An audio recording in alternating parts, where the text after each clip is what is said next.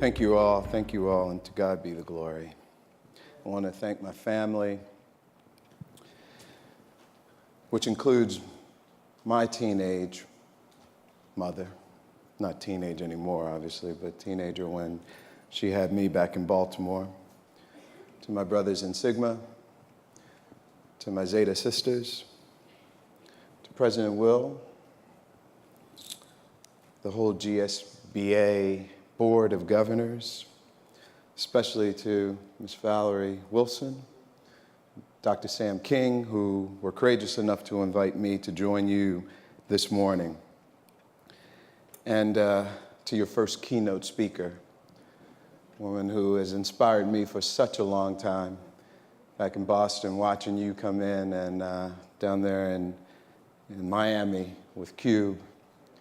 Come a long way, come a long way. And I also want to thank about 100 people who are sitting in the room who we spent the day together yesterday doing something unprecedented. And I'd like you just to stand up so that we can acknowledge you for that conversation that you had yesterday for the entire day.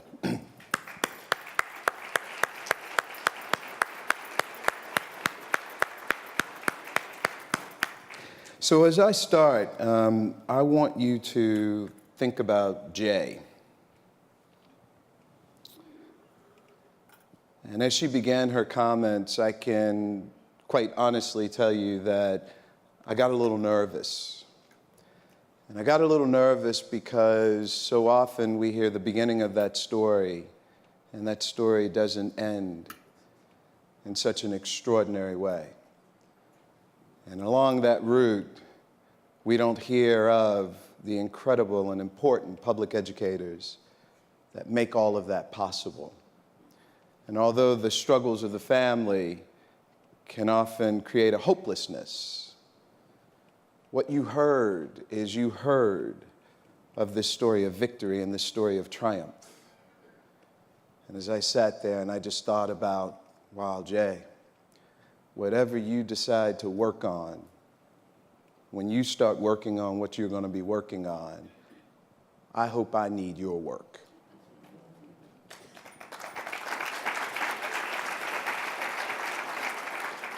And I also want you to remember that beautiful chorus. And Georgia on my mind. And that very young Ray Charles that gave us the keynote right at the beginning. And the melody of those voices, pictures of those faces, those young men and women singing in perfect harmony. And each of their voices, each of their dialects, each of their southern drawls, all came together to be in perfect pitch. And I couldn't imagine a choir looking, sounding, feeling any different than what we got. And this, my friends, is the beauty of race. And what I'm going to offer you is the opportunity to do something absolutely unprecedented. As a state, all counties assembled, the highest leaders of the greatest experiment ever on earth, the public education system, to, in this next hour, search deep within ourselves and first and foremost have a conversation with ourselves. And if ready, in this one moment, to look next to you, left or right or both, and extend that conversation out. And the 100 people that I had stand before you are representatives of the fact that we can make it through this hour together. And it's not an easy hour to go through. And I appreciate that warm-up. Very few keynoters need that kind of warm-up. And it's not for me, Glenn Singleton. It's for my topic, race. I'm not controversial, race is. And so no matter what has happened to you before you've come into the room this morning, this is a brand new day. And I recognize that some come in having talked about race before they sat down, and some have yet to have a conversation about race. You're all welcome. And that full continuum is our human experience. And so I'm going to meet you where you are. Wherever you are is absolutely perfect. You don't need to be where the person next to you is. But I'm also going to challenge you to not be in the same place in 55 minutes now that you are in right now. We owe it to our children to not only lead for racial equity, but we owe it to our children to model the hardest learning that has ever been presented to us as a humanity. And so when we show our growth, they will be able to show their growth. But until we grow, they won't know what to do. And so I want to begin by taking you to some of that work that I've done outside of the United States. And I long learned that statement that you can't be a prophet in your own land. And I find that to be a problematic idea because so much of what brings me to you is my family. It's my community. It's the extraordinary men and women who have come before me on whose shoulders I stand. And none of this is brand new. It has just been repackaged and redelivered yet another time. Because the call, the clarion call, is that we don't stop until we've reached the promised land. And so this Aboriginal quote actually gives us some instruction. And the Aboriginal voice is a really important voice because it's a voice that called out before we were subjected to race. And there's some wisdom in that voice. And whether those Aboriginal people be of the ancient Nile Valley between Ethiopia and Egypt, or they be right here in North America, as we call it our Native American people, our indigenous people, or the Aboriginals of Australia or the Maori of New Zealand, these are folks who offer us an idea, suggesting that we are all visitors to this place. None of us are permanent here. And so as we come, the indigenous offer us 4 different ways of being, operating our humanity. First and foremost, they suggest to us that we observe. We pay attention to what's going on around us. And observation alone is a great source of development for us. And in that observation, we don't have to say anything. We just have to notice and be courageous to notice even those things that cause us to stir. And next, when we notice, they tell us that we're going to learn. Observation alone creates learning. And so the richer we can create that vision, that view, that picture of schools in Georgia, the more we have an opportunity to learn. And as we're learning, and we're learning, and we're learning, we are growing. And the human spirit likes nothing more than growth.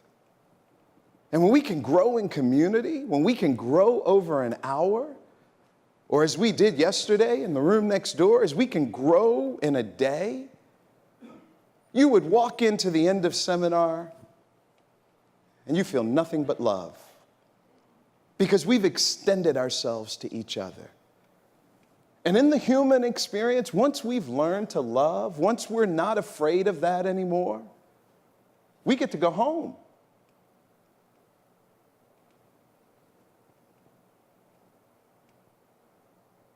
And so, where's the love in this room?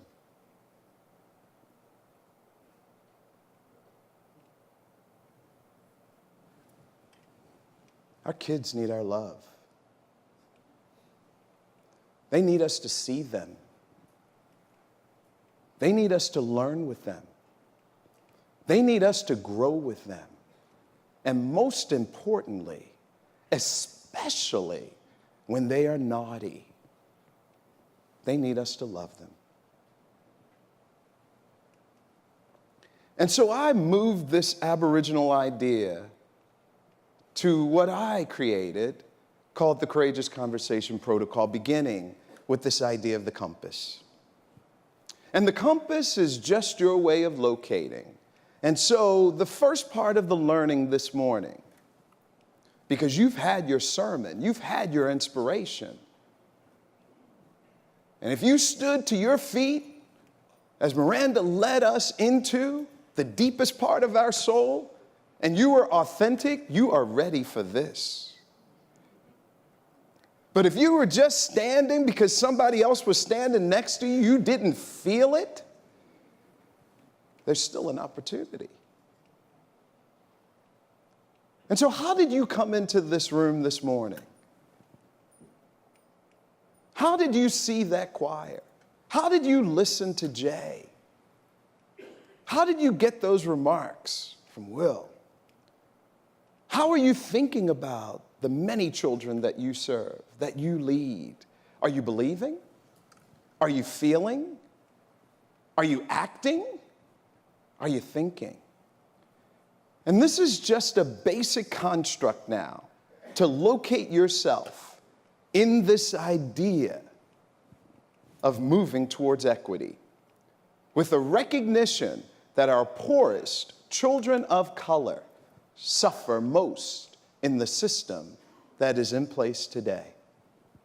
And we're not going to be able to make a change unless we can deal with both components of that. So many of us have taken our courses in economics. We understand poverty. Many of us come from poverty. But very few of us have taken a course in race. Very few of us have an equal understanding of how race impacts the student experience. And for many of us who have had that, we live in a society that prohibits us from sharing that consciousness. So we all sit silently in consciousness and in unconsciousness. And today, I simply, publicly break the silence. That's it. Once you start talking about whatever it is that you understand, that's your doorway into understanding more. And ultimately, if you've come in here in the feeling quadrant, which is emotional, or you've come in here in the believing quadrant, which is moral, or you've come in the thinking quadrant, which is intellectual, or you've come in the acting quadrant, which is relational, you still come in ready to engage in this conversation. And when I add the Aboriginal insight to it, we actually now get to observe, we get to learn, we get to grow, and we get to love. And so let me take you on this journey a bit. First, starting with thinking, and observation, because if we at all handle race in the United States, we like to intellectualize it. We like to have thoughts about race out there, rather than beginning with conversations about race in here. And so this protocol doesn't start you out there, which is the most vulnerable spot, where you have to know the greatest amount. To travel to Australia, to travel to New Zealand, heck, to travel from California to Georgia, you have to have such different understandings about how race plays out. The nomenclature, the sensitivities of the topical issues, what are the racial buzzwords? Whereas this protocol, you need none of that.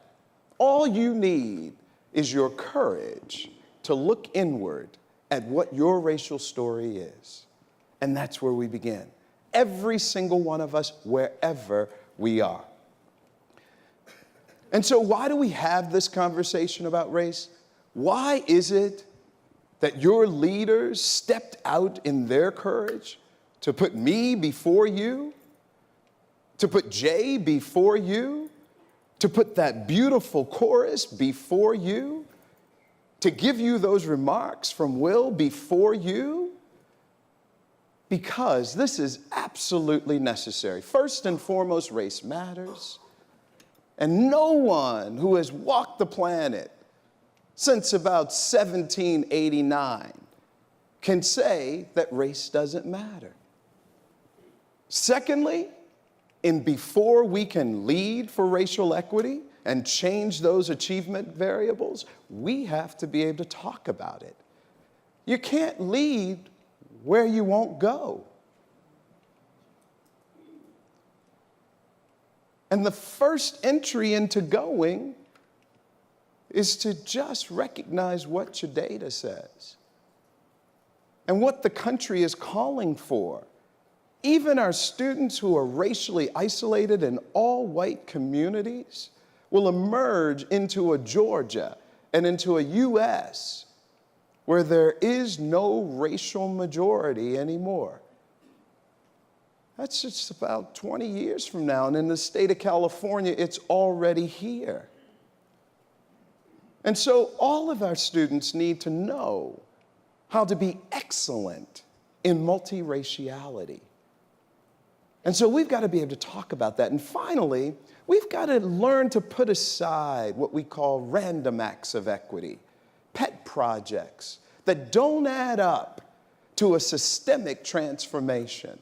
A systemic transformation where it is natural and normal to be diversifying the teaching staff and the board, to be diversifying the administration and the curriculum and instruction, to be diversifying who leads, who speaks, who has a seat at the table. And so if I break that down now, race matters, there are three components of why race matters. And this is the Honorable Sonia Sotomayor, who initially came in with guns a-blazing. She said, as a proud Latina, and President Obama at the time said, hey, slow down. Country's not ready for a proud Latina yet. And so she backed it up to the confirmation hearing, and she just talked about, from the intellectual quadrant, her degree from Yale, and her time on the bench in New York, and all of the amazing civil rights stuff that she had been involved in. And she was confirmed to that lifetime appointment, and now she was the leading voice to make sure that the country doesn't forget that we haven't yet created equity in our voting system. And she said race matters because, first and foremost, we have this long history that challenges us, that continues to create this everlasting scar on our experience. She said also race matters because the data today shows that. These are our current realities. And finally, she said race matters because it cripples our economic possibility. As long as we are not educating all students to the fullest capacity, we are not the productive nation that we can be. And when you think about the amazing potential that sits in the principal's office or on suspension, and you bring that back in to a productivity in this country, my goodness, we are hard to beat when we use all of our resources, each and every one of our children. And so Sonia Sotomayor offered this idea, and then she gave us a caveat. She said in 2015, let's speak openly and candidly on the subject of race. Let's speak openly and candidly on the subject of race. And so, the first part of that, the data. She said because of our history, and we all know the history, we all know enough of that history to know that if we could go back and change things, we'd make some changes. But none of us created that history, so I don't want this room to feel the pressure of the history on our shoulders. We didn't do that, but we're doing this. This is ours. And absolutely, if we could wave a wand, we create the ideal family in some test tube somewhere. But that's not possible. And every day, I am convinced that the families in the United States, the families in Georgia, send us their absolute best. They don't keep any home. And so the test of the public education system, and absolutely we're in a test right now. This nation is in a great test right now at every single level. And I don't think that we've been delivered the leader to represent us yet in public education. But that doesn't mean that we stop our work locally, state. You've got incredible leadership that I saw here. Once again, a vision of what this country looks like. A vision of the state of Georgia. That's your board. This is your leadership. These are your children. This is the voice. And so we have so much data. If we could just listen now and learn from it, we could move these numbers. Here's the average, and here's what Will was talking about. And these are your SAT scores. So I'm going to bring this back to you because what I've tried to do with the data is also help people to be able to make sense of that important intersection of race and class, or as folks like to think about it, poverty, which is only one part of class. I'm going to mention that. But here's some more, okay? And this is what we're seeing in 4th grade, okay? And so what it's showing is there is some capacity to change. We can see that the state has some talent here to bring about a higher indicator. However, this disparity is extraordinary. And there are ways to change that, which are going to come at the end of my remarks. Here we go in 8th grade. Again, this disparity.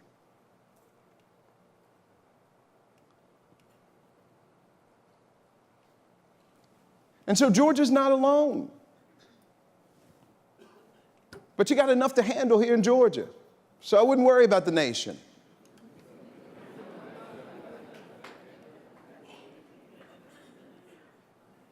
And I can tell you that Georgia would surprise a whole bunch of folks if Georgia were the first state to eliminate racial disparity.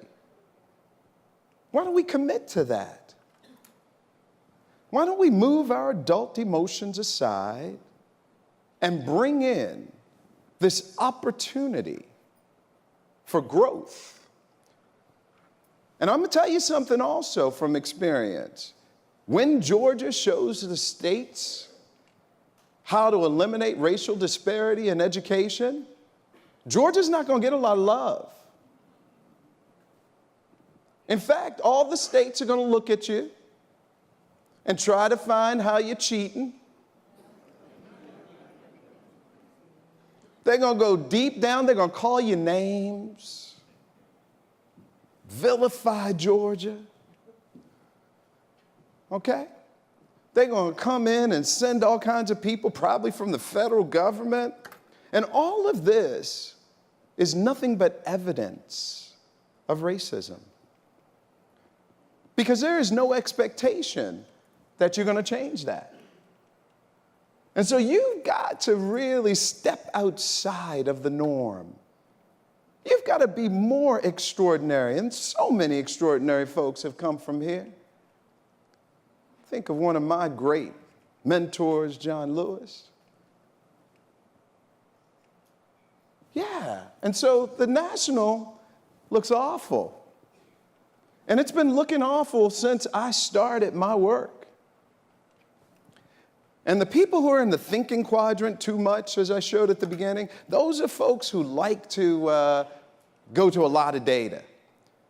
And so look at this data. This is poverty right here. This left bar. This is poverty. These are the lowest income families and how their students perform on the SAT in 1998. And this is the racial gap. So in poverty, you still have the most extraordinary gap. So addressing poverty alone is not going to eliminate this gap. These kids are all poor. But importantly too, when we get to the middle income, these kids also have a racial gap. So regardless of the income, the racial gap persists. Which means I can, by equation, take out income and look at the racial gap. As I move it along, change the test, you still have this gap at poverty. Now we move it out to 100,000. That was 60,000 before. Still the gap. And I want to point out something really incredible in the 1998 data before it became so complex and SAT started changing the test to make sure that enough people were at the 500 mark even though they really weren't. These black students here who are at the higher income are outperformed by these poorer white students. So poor white students outperform middle income black students. That's not a poverty conversation. This is not a poverty conversation either. This is racial disparity. So when I take you all the way out to 2011 now, and it gets really complicated, we add racial groups, we take it all the way out to $200,000, we change the test again, you're seeing the racial gap, and you're also seeing higher income outperformed by the lowest income. $200,000 family income, lower than $30,000. That's why we're talking about race. So Georgia, can we move into a race conversation now? Georgia, can we move into a race conversation now? Yes. That was about 12 counties. Georgia, can we move into a race conversation? And if you are struggling now, because I'm not going to force you to do this, I want you to notice that you can't say that yet. That's all. That's all.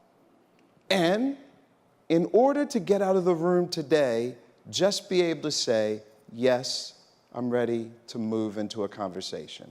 Not agreeing, not disagreeing, just I'm going to move to the conversation. The ancient art of humanity is a conversation. When we take all of this stuff away, we're left with a conversation. This has accelerated the need to figure this out. We see everything now. Georgia, are we ready for a race conversation? Yes. That was about 100 counties right there. Let's go. All right, so I want to dispel a little bit, okay, and I'm going to go fast now, y'all, okay? I'm going fast because that was all you needed. All right, the rest of this is just water over the bridge because you're going to have the conversation. Valerie, we're going to have the conversation, okay? All right, that's what you asked me to do, right?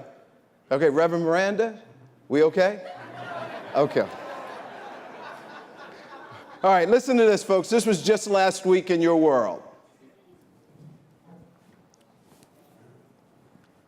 Fourth row in the center there, two. First question. Hi, LeBron, John Tellich, Fox 8. You've always been outspoken about social issues, and it seems that you're kind of in the middle of one. The incident at your home in Los Angeles, do you have any comment on that?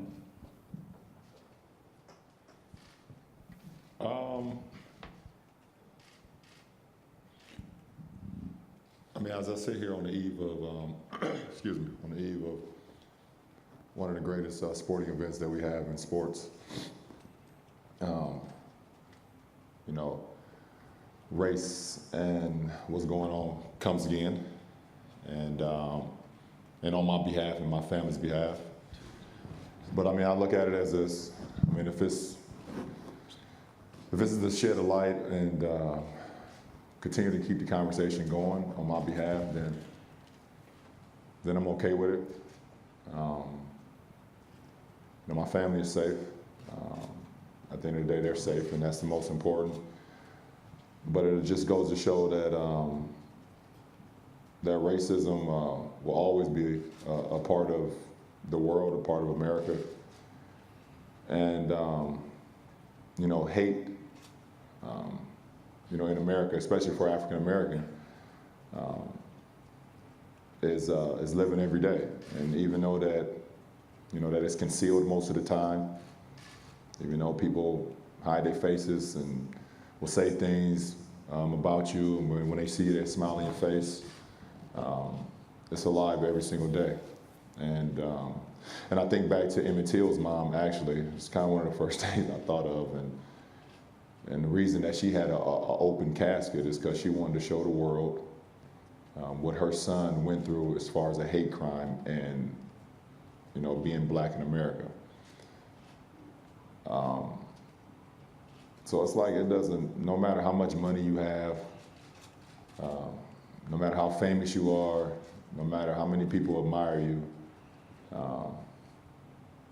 you know, being black in America is tough, and we got a long way to go, you know, for us as a society and for us as African Americans until we feel equal in America, and you know, but my family is safe, and you know, that's what's important. Okay, and so, you know, as a Warriors fan,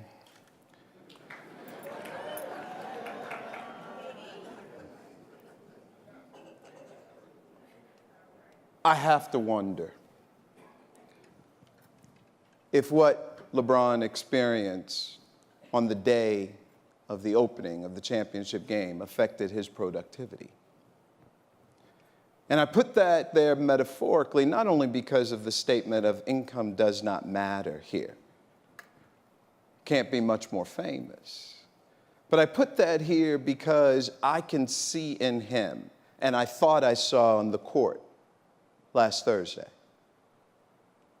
that this deeply affects him. And so think about what this is doing to the educators who have to serve the children. And we begin to touch our humanity. Let's observe. And so I created the protocol so that we could begin to talk about race and not wait for, as Miranda said, the storm, but to get some practice before the bigger storm occurs. And so this protocol has that compass that you saw, which allows you to figure out where you are and how to get yourself to the convergence of all of these quadrants, which are all a part of each of us. And so even though I like to begin my racial inquiry from the feeling quadrant, I have lots of emotion about race. I recognize that I live in a country that's not ready for my feelings. And so I've learned to translate those feelings authentically into thinking. And that's why you have these visuals. That's why you have those videos. But it's to help you to meet me where I am as I also work to meet you. And so as a leader, you're going to have to not only know where you start this conversation, which is most familiar to you as a quadrant, but also where you need to go to get yourself centered, to converge your believing, your thinking, your acting, and your feeling. Because all people aren't going to be in your same quadrant. Next, you need to make some agreements. And these agreements defy how it is that we've worked in the United States or not worked around this topic of race. And so those 4 agreements ask you to stay engaged. Don't get up and leave. Don't walk away. Because when you, as the board, as the superintendents, when you walk away, so goes power. And the one thing you can assure when you walk away is that things will stay as bad as they were when you left. And in fact, they probably will get worse because now everybody has to deal with the fact that you walked away. So it becomes about you and not about the kids. And we came here to serve our children. And so rather than walking away, share.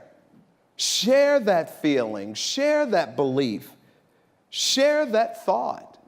Share what you have in terms of your relationship to whatever is going on in that subject matter. And the conversation also has a pathway, and there are 3 levels. So once I figure out where I am on the compass, and once I practice those agreements and pay attention to the agreement that's most difficult for me, be it getting uncomfortable, be it staying engaged, be it speaking my truth, be it, as my grandmother taught, letting me know that I'm just a movement along the journey. My grandmother said, you know, boy, you might not fix it, but you better die trying. And that's where this idea of non-closure comes from. I don't have to have it perfect when I leave you today, but I have to have it such that I've grown up a bit. And so when I got the call to come talk to Georgia, I was like, really? Georgia? Now, wait a second. It was about 2002 or so that what are the initials? NSDC, Learning Forward Now, invited me to Georgia to do the primary seminar that I excerpted yesterday. And then from there, Fulton County was there, and they said, hey, we need that. So I went over into Fulton County a little bit, and Dolores Booker Bryant, she was there at that point. Another one of my mentors along the way. And we tried to do some stuff. And you know, it was interesting because in Fulton County, there were a lot of middle-class black folks who didn't think we needed a conversation on race. Seemed like it was going on. I watched the PTA come to assemble. You know, I was going to do a little keynote remarks. I was going to share some data at Fulton. I was at one of the middle schools. I saw all those nice cars driving up, all those really sharply dressed African-American folks. My heart's really patting because I like that. I like to see that progress. But those families weren't ready to hear that their kids weren't reading.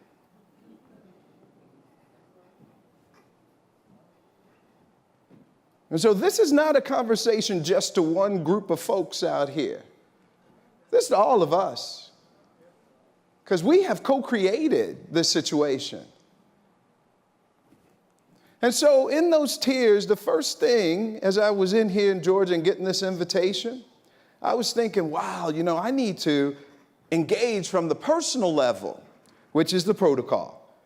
So after Fulton County, I went on to DeKalb, swung on out there to Gwinnett, and then came Bibb.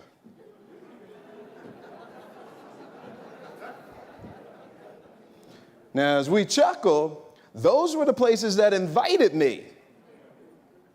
So how about all those other counties that hadn't thought about the invitation, right? But this is just my personal story, and each of us has a personal story in race. The next is, as the personal story develops, we start to get ready to hear the story of the other. But not until we have our personal story are we ready to hear the story of the other. And even when we have our personal story and the others are speaking, we have to relearn how to listen. Because too often when someone else is sharing their story, we're too busy thinking about the story we're going to share as soon as there's a pause. And so yesterday we did some practice in listening. And folks, just you could see them relax as they knew that someone was really listening, and how trust gets built when we just become better listeners. So the conversation is not only about what I share, but it's also about what it is that I hear and how I learn from that. And finally, if we can finally get there, we've got to replace this idea of race with a conversation about power. And this is a very difficult place to go. So let me shift it really quickly, because some folks might not be ready for this third tier, and that's okay. Because if you leave ready for the first tier, go with the first tier. If you're ready to hear some multiple perspectives, if you're ready to sit down and go deeper into Jay's story, do that. That's the second tier. However, this third tier, if we were doing a conversation about gender, okay, what that is saying is understand maleness. If we were doing a conversation about class, it would say understand wealth. If we were doing a conversation about religion in the United States, it would say understand Christianity. Because you have to understand power in order to understand how everything disempowered by power interacts. And power does not mean simply skin color and race. It means how we perpetuate a culture of dominance. So what language we use, what seems appropriate and inappropriate, all of that is a conversation about power. And in race, that's called whiteness. Whiteness does not mean white skin color only. Whiteness goes beyond skin color to indicate, long time ago, how people with white skin determined how everyone else needed to live. And to this day, the beauty about exploring whiteness is we don't have to operate from dominant perspective. We don't have to continue to perpetuate dominant culture. We don't have to only accept the mindset of dominant consciousness. We can diversify. There are other ways to get Jay and Miranda and Glenn to proficiency. And we have some ideas about that. And so now we start to grow. We start to grow in that feeling quadrant. And in that feeling quadrant, it's personalizing race. And so before you leave today, I want everybody to just go a little bit further in personalizing your own racial journey. If you've lived as long as I've lived, you have that much life of race. And so, here's the exercise we did yesterday. And I'm just going to ask the question, and you're going to answer it in your head. And then you're going to tell the person next to you, and then I'm going to tell you the answer. And then you're going to just think about how your answer is the same or different. All right? So how much of your life, don't look to the person next to you, don't think about anybody else but yourself. How much of your life is impacted by race? From 0% to 100%. Anywhere on that continuum is allowed. Okay? And really talk to yourself now. No one's listening. Just talk to yourself and say the number. Just like you said to me earlier, yes, I'm ready for a conversation. Well, now we're having it. Okay? So just say to me, hey, Glenn, my number is, all right? 5, 4, 3, 2, 1. Where's the rest of it? Hey, Glenn, my number is? Oh, now do y'all hear these folks? I told you we were stacked with about 100 people in here. Okay? But everybody else now, because that wasn't 151 counties at all. All right? 1, 2, 3.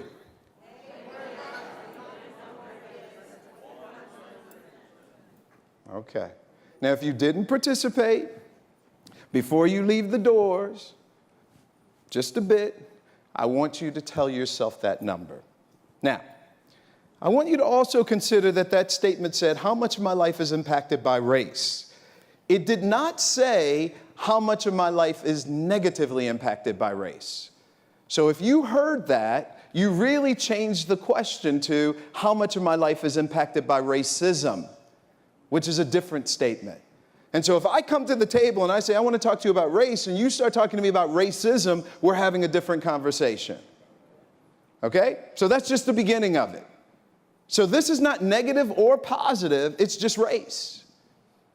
All right, so now rethink that number. If you want to shout out a different number right now, go on and shout out a different number. Nobody changed their number on that? Come on, talk to me. 75. Okay, I hear you. Come on, talk to me. Come on, Georgia.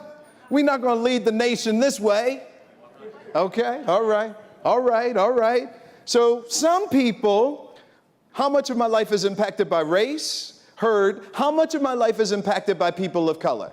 Or, because I'm doing the exercise, they might have even gone to, how much of my life is impacted by black people? That's not the question. And that would leave out all other people. Okay, so if we include the full spectrum of people on the racial continuum, some people's numbers change. So it's not positive or negative, and we include the full spectrum. Anybody changing their number? 100%. Oh, okay, listen to this. Come on, Georgia, loving it. Come on, anybody else? Don't be afraid.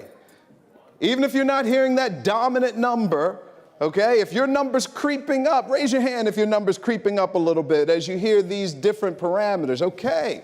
And then finally, some are sitting doing a pie graph. And they're like, well, you know, Glenn, I got your race thing. However, there are a few other things going on in my life. My life's impacted because for many of you, maybe half of you, not quite half of you, you're women, okay, and gender inequity is a huge inequity in this country, okay? And so you might be thinking, well, much of it is being a woman, and then there's some race part. Well, as you walked into the room, you were a woman, and as you walk out of the room, you're going to be a woman. You're going to be a woman the whole time.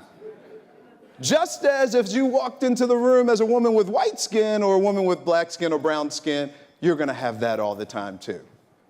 All right, and so when you add all of these together, you get impact at 100. All right, so the number's got to be 100. And when you start walking out today, if your number wasn't 100, don't just intellectually go to 100 or be obedient and go to 100 because I told you to go to 100. But figure out what that gap is and ask yourself a question. If my number is 75, as I heard, what's happening 25% of the time with race? And impact doesn't mean I think about, impact doesn't mean I'm conscious of, impact doesn't mean I feel good about, impact doesn't mean anything, but it's there, it matters. And in order to get conscious about race, to understand how to move racial achievement variables in your systems, you got to give a high-level impact so that in the denominator, it gives you the highest amount of opportunity to get conscious in the numerator.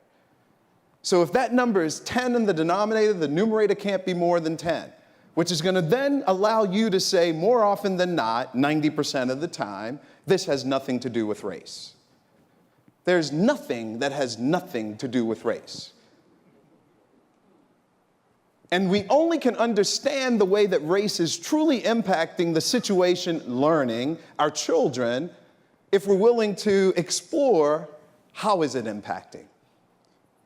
And we only can explore that first and foremost through a conversation.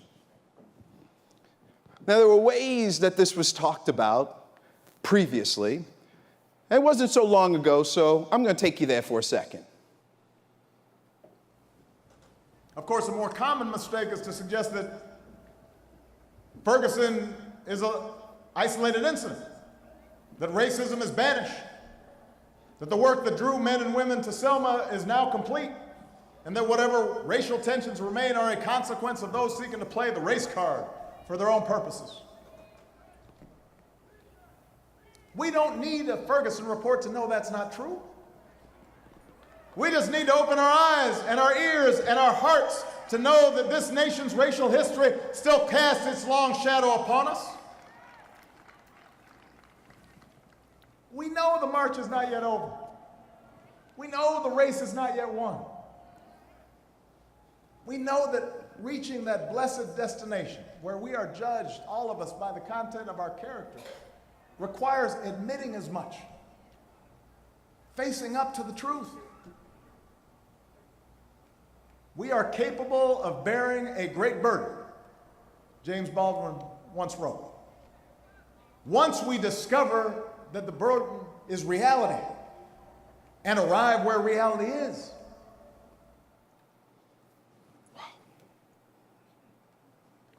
Wasn't so long ago. Selma. And so we don't want to mistake that it was so long ago. Because when we do, we also challenge ourselves in a more extraordinary way than necessary. This was just a half century. And so we've made some progress. That image is progress. This image is progress. Jay's image is progress. That choir is progress. But each of us now, with that 100, is a recognition of our continuum. Race in our lives. And all of us, as I said, have all of our life of racial impact. This is my timeline.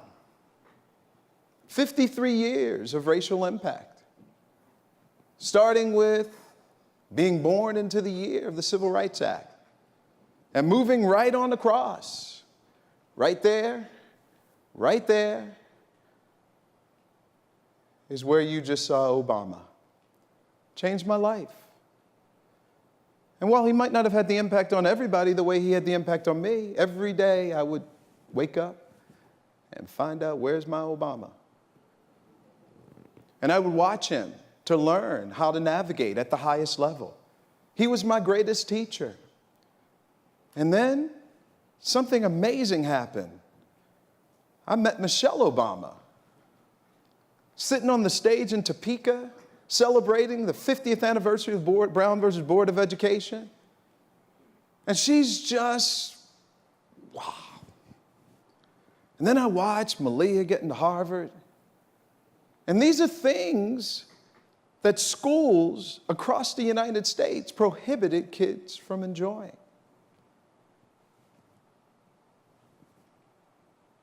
But right here begins my racial autobiography in a very conscious way in the nation's bicentennial. And this is where I actually became conscious of the impact of race in my life.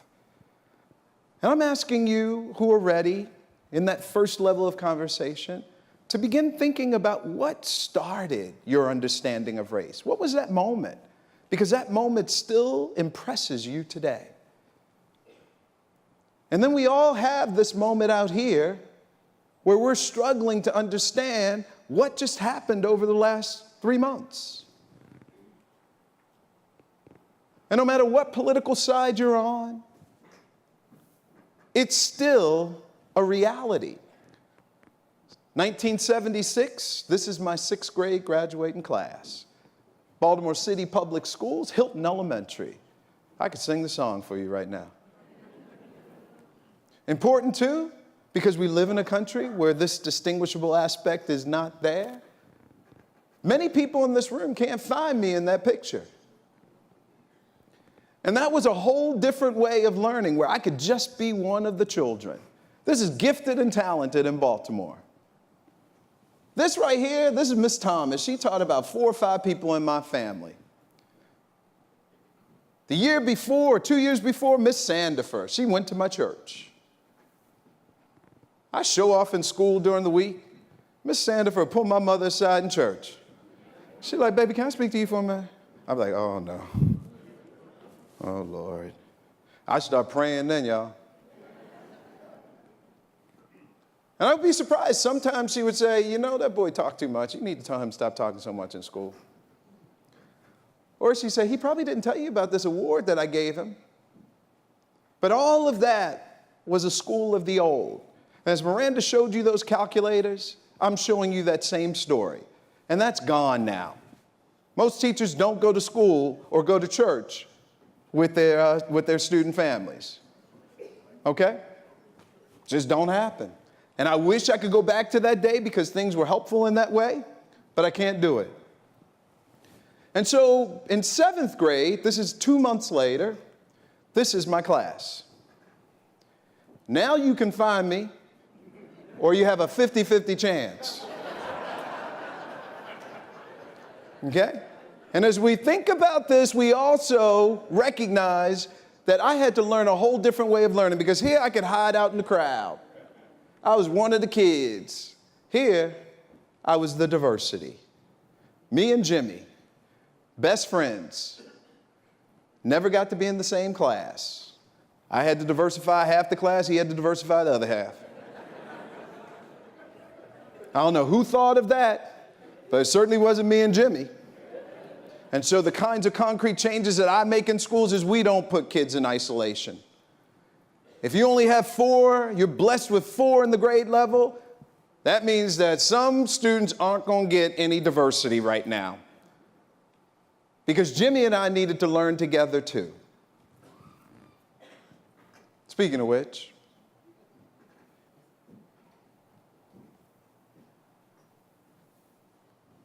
this was a funeral of a tragedy. But there's so much rejoicing. So much rejoicing. This picture cost me $3,000. Best money ever spent. And so I leave you now with the last piece of this. And this is what it looks like in our systems. I'm just going to bring you one system today because I think this system is very important for board members to hear. Okay? I'm going to take you to Portland Public Schools for a moment. Portland Public Schools distinguished itself as a school that advanced towards equity faster than any system probably in the country in its history. Led by a white female superintendent, Carol Smith, who was removed by the board.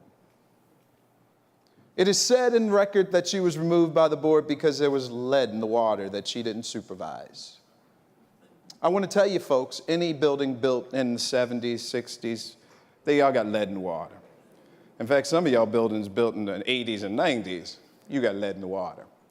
So between you and me, I don't believe that it's about lead in the water.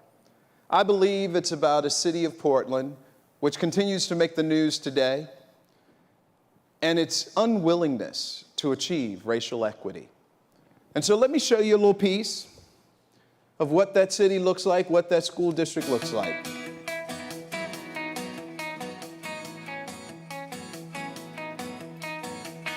We've got an adult population that's probably more in the about 28% adults of color, and a school district that has 45% students of color and growing, and those are the students who are not serving.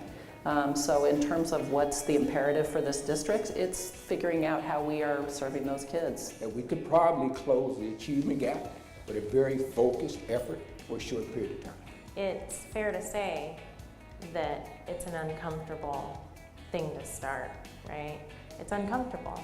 And some people are still very much in a stuck black and white kind of mode, and other people are much more open to let's see what goes on, let's see what happens. How do you do it in a sustained way so that it lives on behind all of us sitting in this room? You have to change the culture. You have to embed the policies and practice in order to make that happen. And often those people that say let's see what happens end up with something beautiful in the end.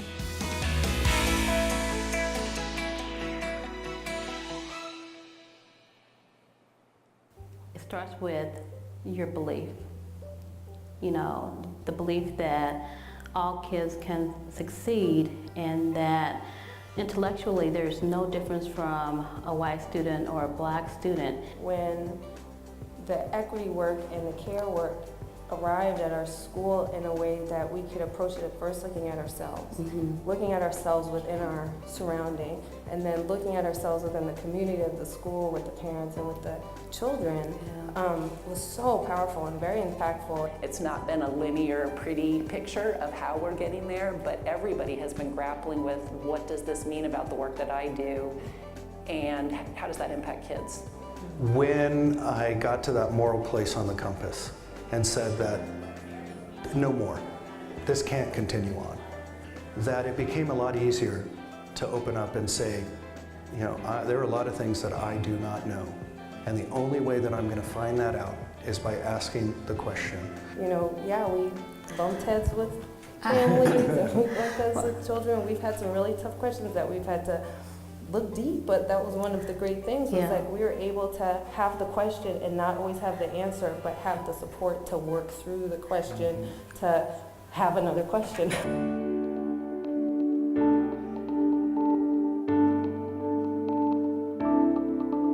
It was just a boy who would sit down and say, Mr. So-and-so doesn't like black kids. Or Mr. So-and-so doesn't like me. And naturally as a teacher, of course you want to defend your colleagues and say, oh no, he doesn't.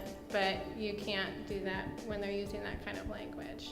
Things kept coming up for the kids, so I let Lisa know that I wanted her to help me start courageous conversations in the classroom.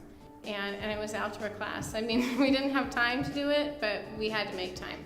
Because what I realized is they could be more focused the other 4 days of the week to learn if they knew they had that processing time and that venting time that was constructive once a week on Fridays. And it could be a safe, more constructive place to talk about where they're coming from on the compass, to talk about what's going on in their classroom.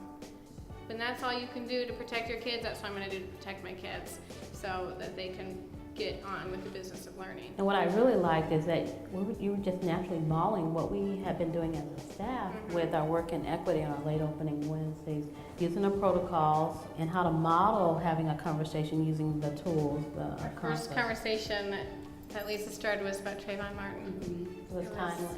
Very timely and very charged for the kids. It was a good start. And I really liked the way the students respected the protocols. Yeah, did they? Because some of the things that were coming in, they were really sharing, their experiences and how they felt, their perspective, and particularly with our black boys, when they were listening to his perspective, you could see the tension in their body, but they were respecting the protocols because they had a different perspective.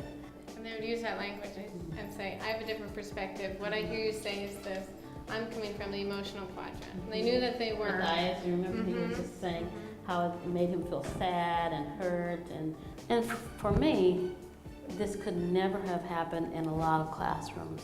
And the reason it was successful, and I think kids will remember this on off into adulthood, is because of the relationship that Kitty has built with her students, and that safety and that trust that they can share, and that she will listen, and that it's not going to come back. This group had been with me for 3 years, since they were in 6th grade, and that's just another K-8 benefit. So you had a deep relationship with these kids. The focal students who have a different way of being in the classroom was getting misunderstood by their white counterparts. I said, did you notice that all of the children that your son is complaining about are African American boys? But then I said, I just want you to know he's trying to play Star Wars with the other kids, but when it was the black student, it was at home, was the white student, it was like, oh, aren't they funny? They sure love Star Wars. And so I was pointing these out to the families, and it became to where they wouldn't make eye contact with me. They wouldn't say good morning to me when they were handing off. They were going straight to administration with concerns because I wasn't dealing with it to them, even though what I was trying to do was educate them on, when this student went like this, it wasn't, he's tackling me, he's not hurting you, he's saying hi. And that's why he says hi. During one of the care sessions that we had, someone mentioned to me, but why is he the one doing it wrong? And I was like, he's not. And so I flipped it around and I said, we're gonna learn how to say hi like Andre today. Put a hand on your head if you said hi at least one way. And so now I have on my wall, we start the first thing of the year, it's like, what are all the different ways we say hi? Which way are we gonna pick today? And then we go around and we say hi that way. It's those kinds of moments where, yeah, that it was a struggle with that family, but to me it was like, oh, I'm doing the right thing. I'm doing what I'm supposed to do, that everyone has a right to education, everyone has a right to the safe space. He's not the one being the bully. If there's 5 families all after the way he is behaving when he isn't intentionally hurting anybody.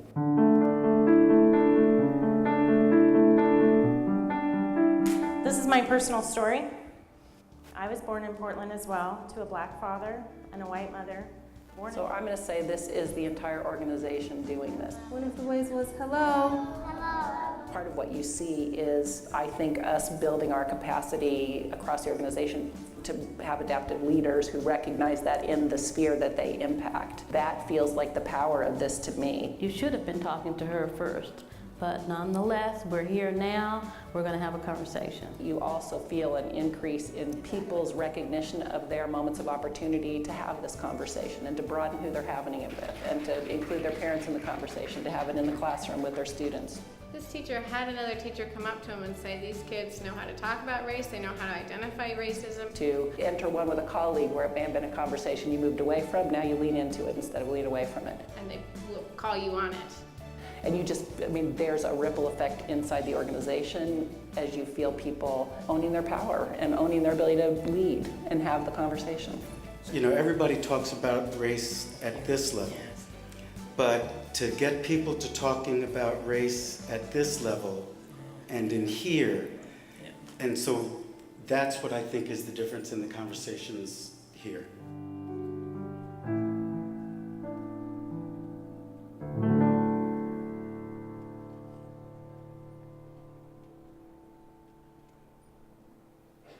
So anyone can show you a nice video and nice voices of a whole system, but I think what you really want to see is what happened. And then you want to ask, why is this leader not there? And if there's one thing that this room holds, you hold the power to appoint the leader. And you hold the power to hold that leader accountable. And you also must defend that leader, even when that leader creates challenge in communities that are not used to or not excited about achieving equity. And so this data shows you exactly what we were supposed to do. Decrease discipline. We were supposed to raise the achievement. So an increase in English language arts, 33.1%. Four-year graduation rate, 62% to 74% for all students. So this is also to tell you that the equity work didn't decrease what was going on for all students, which is the other myth. To raise to equity does not mean to lower any group. Males of color from 45 to 60% in the graduation rate.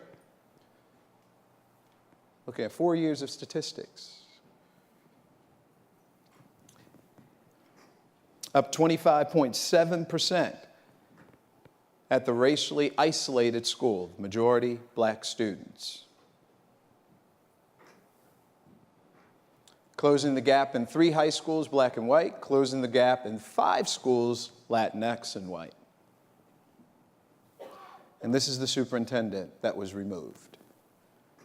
Increasing the number of teachers of color by 25.6%, administrators of color by 29.8%, counselors of color by 15.7%, and it's not easy to bring people of color to Portland. Stop saying, where are they? And become the institution where they find you. And so finally, what you do, 5 things. Okay, if you're going to take a picture of any slide, I'd like it to be this one. First and foremost, you got to have some training. Okay, this is not osmosis. If my style is good, my staff is good, we welcome, but there are others. Find somebody. This is a professional obligation. Do not put someone up to this task inside, because that person will get the wrath of the system not ready. Secondly, establish a cabinet level position that oversees equity and empower that person to supervise across the system. That person must have authority. A whole lot of responsibility with no authority is not going to promote an effort. You need a racial equity policy, and we have several online. So you can go to Portland Public Schools and right on their website, St. Paul Public Schools. You can go to Fort Worth. Every system we work with, we move to this policy. Board needs to ratify that policy to create an environment in the system in which this kind of change that you saw can happen. And I'm talking about Portland today, but I could talk about more than a dozen systems just that I've worked with personally that have come to the same point and then assassinated the leader. Develop and implement a systemic transformation plan to remove the random acts, the pet projects, and get to a place where you see equity piping down through everything from policy, program, practice. And then finally, educate and organize your communities of color and make sure that you have succession plans for the board so that the board becomes more diverse than it is now. Okay? For anybody who wishes to continue that kind of learning, I leave you with this idea from Martin Luther King, and he says, our lives begin to end the day we become silent about the things that matter. We won't be silent in Detroit. We're focused on our women's voices this year, so I invite you all to continue the conversation with us. I really appreciate being here with you in Georgia today. Thank you for indulging in this work. Thank you for the work that you're going to continue on behalf of our students. Again, thank you, Jay, because you inspired me this morning, and I thank you all.